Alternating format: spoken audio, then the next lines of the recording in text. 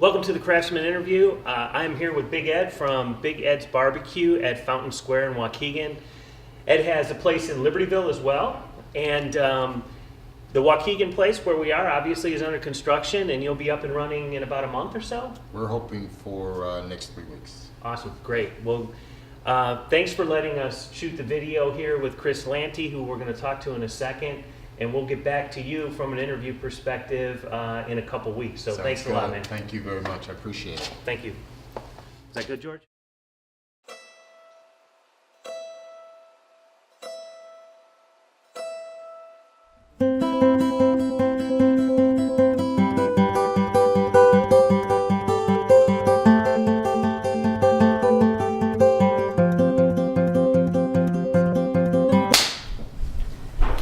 Again, welcome to the Craftsman interview. I'm here with Chris Lanty, who is a Libertyville native and the owner, the craftsman behind Customized 60048.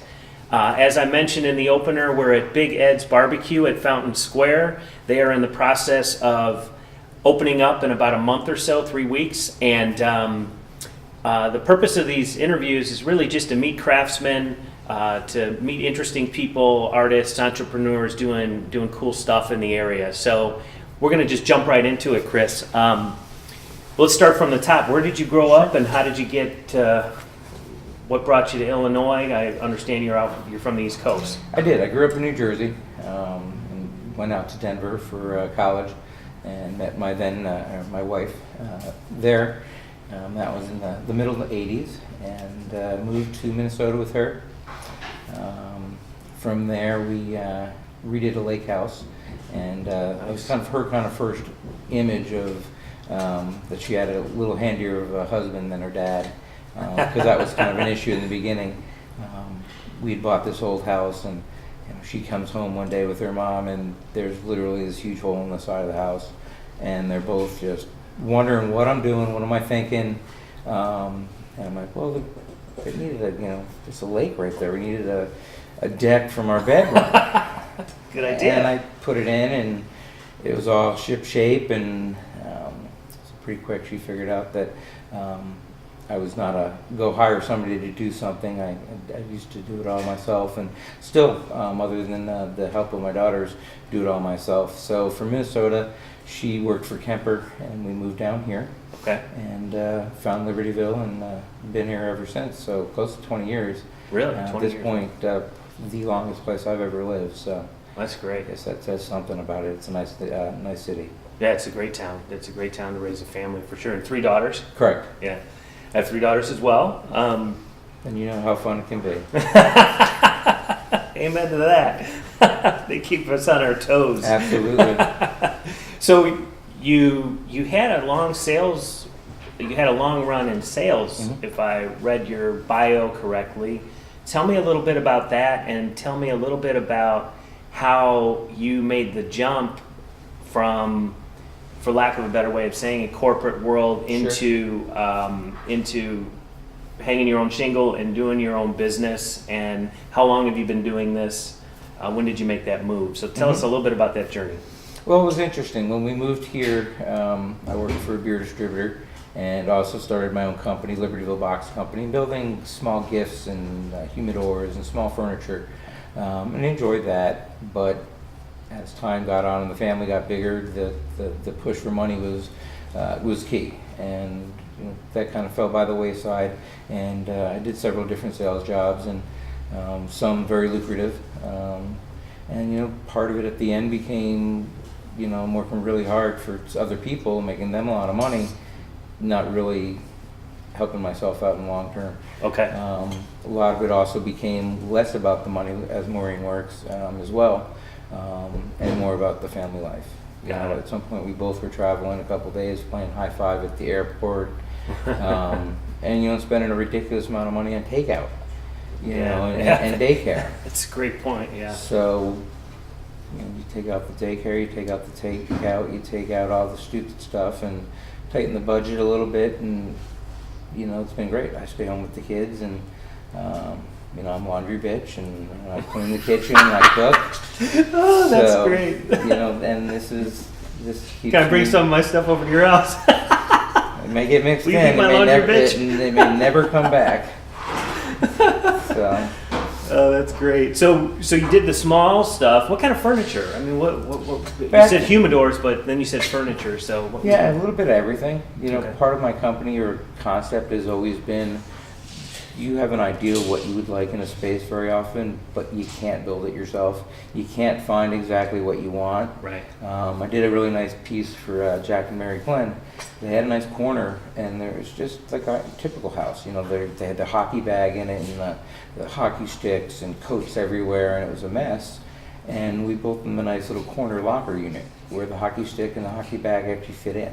Got it. You can pull up the one piece, slide the hockey bag in, the sticks actually fit in it. So it was, you know, universally fitting for them. In addition to the furniture, Go ahead and take it. in addition to the furniture This always- stuff, the must stuff is difficult. you do the commercial and residential stuff as well. I do. You know, it started with a friend of mine, John Durning, that did Pizzeria DeVille. Yep. Not being able to find what he wanted.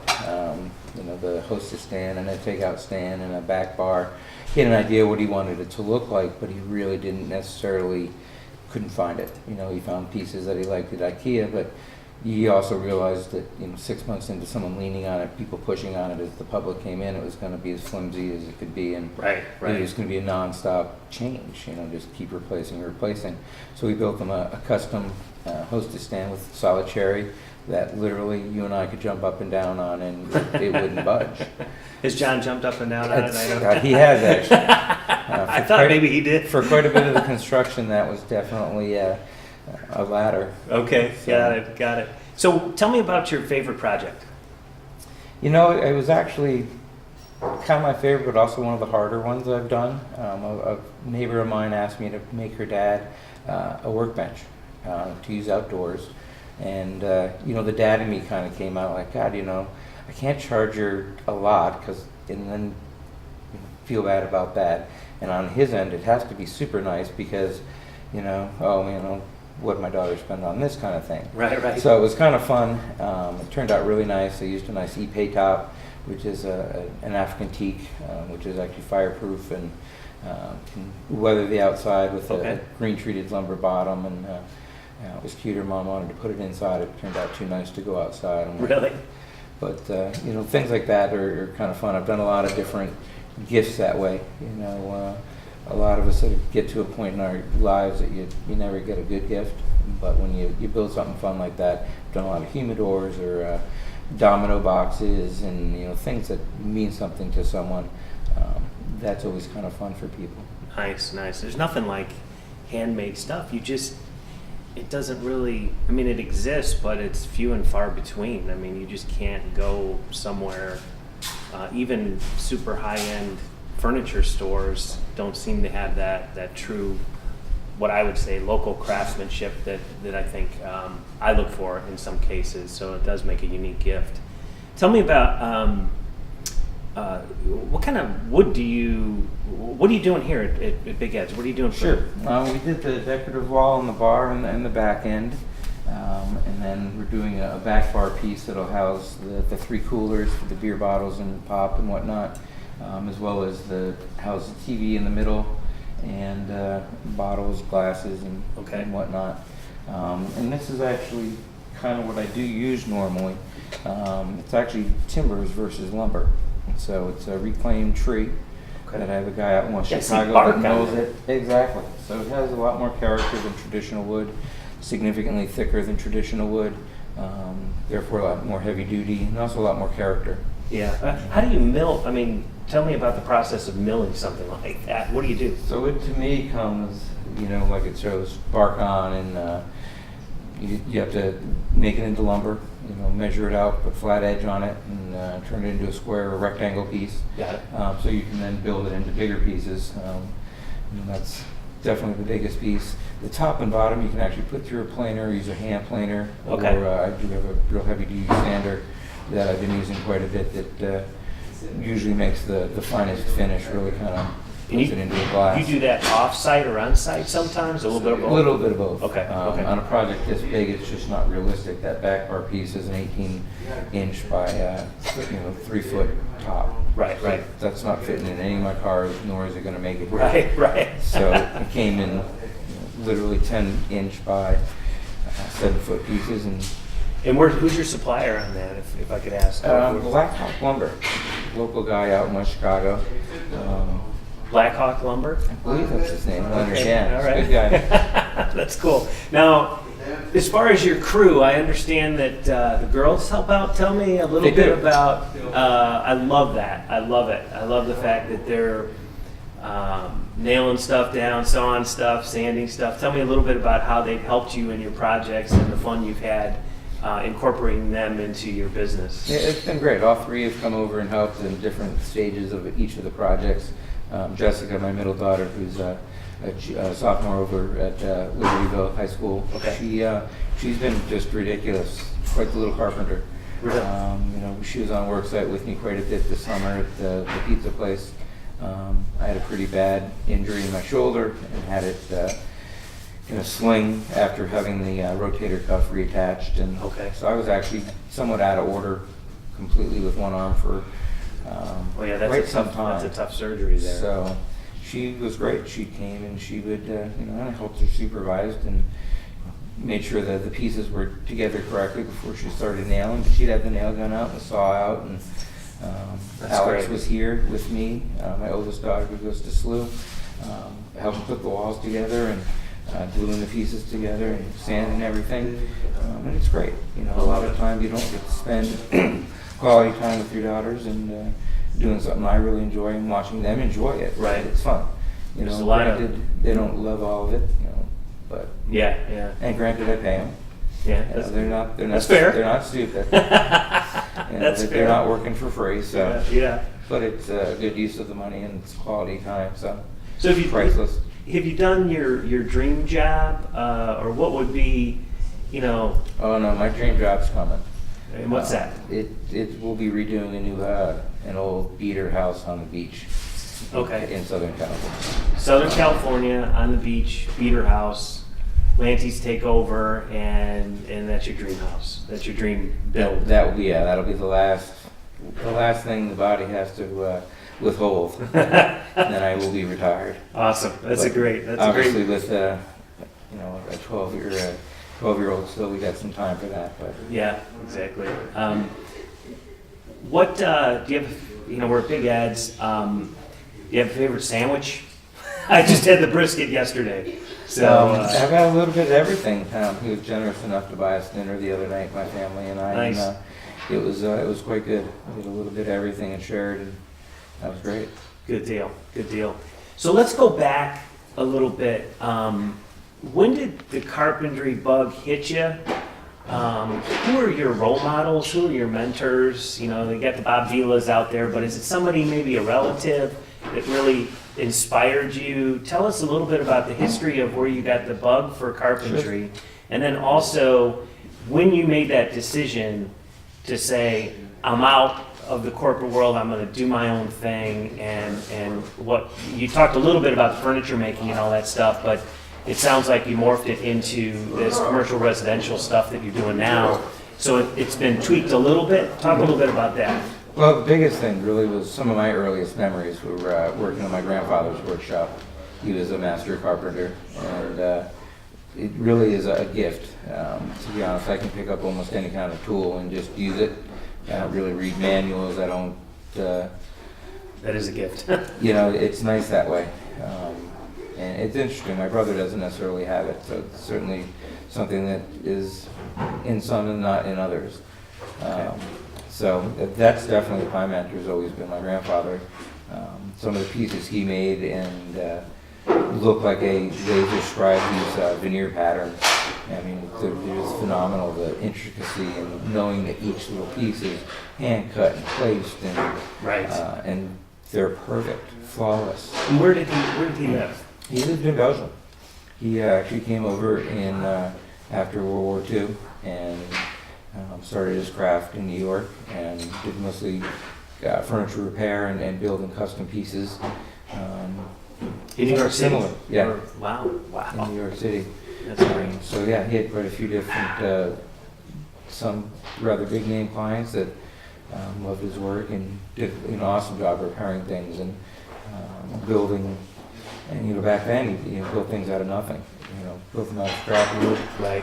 covered them in veneers, and they just to this day they're phenomenal pieces in my house and my parents' houses. So. That's great. Yeah, it's kind of nice that way. So did you hang out with him and just, Oh, yeah. he had his own shop, I take it, and I can remember You just picked my up mom stuff. yelling at me to come up. He's getting spray or he's getting sawdust on him, and Yeah. my dad's telling me he's fine. And, little things. I could 2 or 3 years old, I could nail, and you take a hammer and nail and just bam, put it in. Wow. I still can't do that. That stupid drinking game with the hammer and the log, is a no-brainer for me, and it's just very natural for me to pick up tools like that and just to use them. So it's been my whole life. That's great. So I've done little projects ever since I can remember. I've taken things apart and put them back together at a young age, and always just had the curiosity to build and do that. Do you want to give a shout out to anybody? I mean, it takes a village, as they say. Yeah, there's no question. My family's been a great supporter, and my extended family. All my neighbors that are like family have made it great. They've been supportive. They put up with the noise and the racket, whether it's the music blaring out of the garage or the tools. It's always something. So thanks to them and. All my friends that have been supportive, John Durning at the pizza place, gave me my start in the commercial side. So that's great. I appreciate that very much. Pretty much, without my wife, it wouldn't happen. Without my daughters and that opportunity to be with them, and so it's great for them. But they put up with a lot too. The dirty dad outfit and the dirty dad smell that's somewhere between the perspiration of working hard and the sawdust that collects on you all day. Yeah. You go to pick them up at school and you get the disgusted look and oh my God, look at you, Dad. So I guess I got to apologize and thank them for putting up with a lot of that. So Yeah, that's great. That's great. So now, okay, so I've heard your nickname is Jersey. Yeah. So you obviously grew up in Jersey. Are you a big Springsteen fan like everybody else? You drinking the Kool-Aid? Or what kind of music, whether it's growing up, generally speaking, what kind of music do you like? And then also, the boss is huge, Sure. obviously, in the world, but especially, in his hometown and all that. So any thoughts on the boss and music in general? Absolutely. Always have liked Boss. Didn't necessarily care for his 80s type. We were a little more poppy, but he's always a great performer, and no question. Yeah, he's nobody Classic works as rock. hard. No, classic rock for me is really what I enjoy listening to. A lot of Grateful Dead and the Jerry Garcia band and Nice. the Doors, and it's always interesting. One of the things I do to kind of keep an eye on the girls is anything they download automatically goes onto my playlist. So a lot of times you'll be at a work site and all of a sudden it'll go from the Doors and Eric Clapton to some just ridiculous country song or pop music, and they're just Right. looking at me like, oh my God. How did Taylor Swift end up on my rotation? Exactly. So, but it's a good way to kind of keep up on them and make sure that some of the filthy music that they listen to, you can embarrass them about it and want to talk about. Do you know what that really means? And Yeah, right. Kind of right. give them an idea of. That's cool. It's kind of been our way all of my whole life is just be real open with them. And the more I talk to them about stupid things, that easier it is when the big things come around. So Yeah. it's always been important Amen with to all that. girls that we have a real open relationship, and it's fun now. Alex, my oldest, will call me on her phone and have it on speaker, and all the other girls in the dorm be like, "Who is he talking to?" I'm like, "That's my dad." She calls me Chris versus Dad, but really no disrespect to me. So That's great. And she's in St. Louis? the openness is great. Yeah. Okay. She's doing the physical therapy program there. Terrific. At St. Louis University, and so far so good. That's awesome. A lot of kids come home with that freshman break, and terrible kids or failing out of school, and she was a joy to have home. So it was nice. She's working hard. That's awesome. Yeah. One last question: the Libertyville restaurant scene, just as a guy who lives in town. I mean, what do you think? I think it's kind of exciting. What any thoughts on that, or do you have any favorite places or? No, I like the diversity. I think that's the best. That's a good way to put it. Yeah. People, good restaurants keep coming in that do serve different kind of foods and different ethnicities, even off the strip. You go up to the different Thai restaurants and things like that in the area. I think it's great that you can get all the ethnic food you want right here within Vernon Hills and Libertyville. You don't necessarily have to go to the city. Yeah. And vice versa now. A lot of those guys are coming out here, take the train out. It's a nice little trip because of the diversity in downtown. You can walk through all the restaurants. Right. So I think it's fantastic. I think it's a good thing for the city. It brings in a lot of business. Yeah, it keeps things thriving. But it just seems like we turned a corner, I don't know, 3 or 4 years ago where it just, Yeah. I mean, John coming in, Shaku, Milwaukee Trace, it's like, whoa, now this is kind of a happening scene here, and it's really fun to be a part of that community and a part of that. So I just want to say thanks so much for taking the time. It's great talking to you, learning a little bit about what you do. Look Chris up at Customized 60048, and thanks so much, man. My pleasure. Talk to you soon. Yeah. Is that good, George? All right. So we had a little competition, but that's a work site. That's the way that's a feel.